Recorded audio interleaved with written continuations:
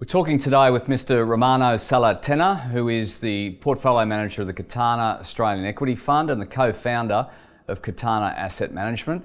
Now, Katana's investment approach is to have a broad mandate that is not limited by index weighting, sector restrictions, thematics or company size. The mandate also allows the portfolio to move swiftly to significant cash weightings when defensive.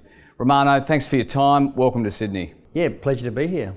Now, can we talk through markets been really volatile lately? Can we talk through how you see valuations on the ASX? Yeah, valuations really depends whether you're looking in the rear view mirror or forward looking. I mean, rear view mirror, they're very reasonable on historical earnings. Looking forward, of course, that's $1 million question. Much harder to try and form a view on where we see them. What we haven't formed a definitive view on valuations. What we have said as a team is that we expect valuations to come off from, or earnings to come off from here. We're just starting to see the first round of earnings downgrades. We think that's got some time to play through, and once we've seen that cycle run its course, then we'll start to form a view on valuations. And obviously one of the thematics in the market is this clean energy transition. It's attracting a lot of attention globally. How's the portfolio positioned in that regard? Yeah, it's a good question, and you know, if you look at the top thematics in the world today, that is number one by a mile. Electrification and decarbonisation, which are really two sides of the same coin. There's nothing bigger, and it's going to be a multi-decade thematic, so absolutely critical to try and play it. As an Australian-only fund, it is not easy to replicate or to get exposure to that thematic. We've done it in two ways. Firstly, we've looked specifically at the green metals themselves. So if you look at our largest holding at the moment, it's Mineral Resources for the lithium exposure. Allchem's a top holding as well. So lithium and copper, we've got some good copper exposure. The two ways we've played it in the metal side. Technology-wise, it's very hard. It's very hard to find companies in Australia that are going to be world leaders in their space. I'm sure there will be in time, but it's hard to know which ones will make it, which ones won't, and it's not the game we play. We have got some modest exposure to the HGen ETF, HGen.OXW. That gives you exposure to about 20 hydrogen companies globally, and also to the clean energy one. So it's not ideal for us, but where we can't find direct exposure in the Australian landscape, if it's an Australian listed ETF, we're prepared to play it that way. And you touched on a couple of stocks there. Can you give an example of your investment philosophy and talk through a stock example?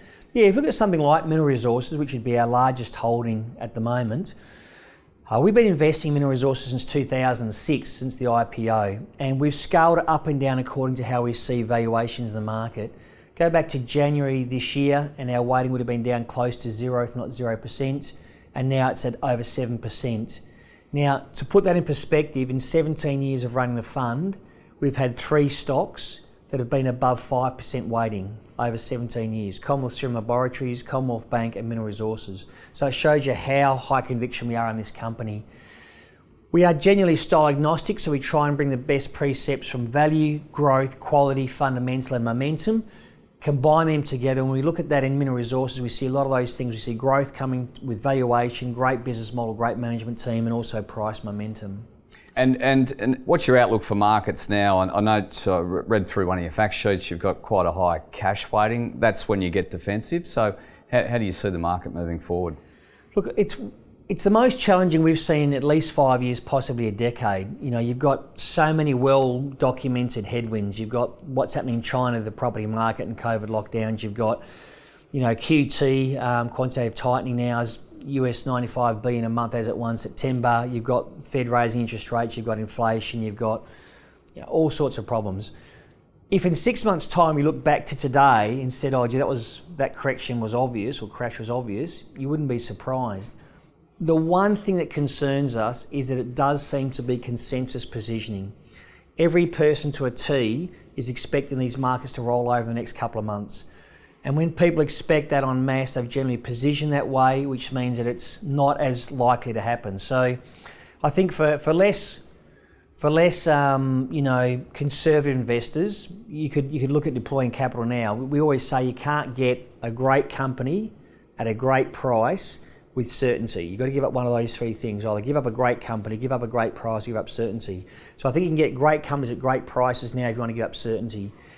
For us, we're ridiculously risk averse, and so capital preservation is first and foremost what we're about. So we'll sit on the sidelines. We're going to buy ourselves some time over the next month or two. We're sitting on about 35% cash, and we'll just see how these markets unfold.